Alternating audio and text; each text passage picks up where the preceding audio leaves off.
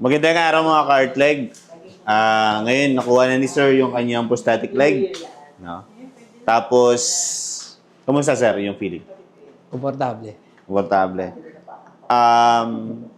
Contracted yung paa ni Sir due sa aksidente sa motorcycle. Pero dahil ginawa natin ng paraan para maging komportable yung device. So, para sa iyo, Sir, kamusta yung feeling habang pinapractice mo ngayon?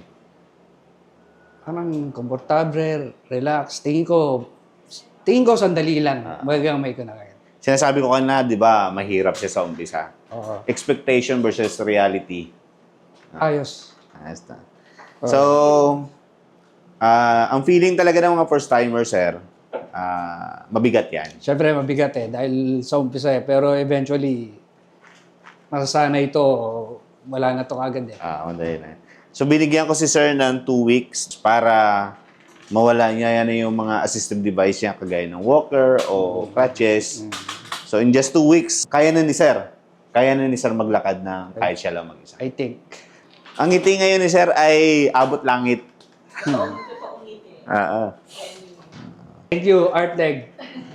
Sulit ba ang paghihintay, Sir? Sulit, 100%. Rise up, we were born for it.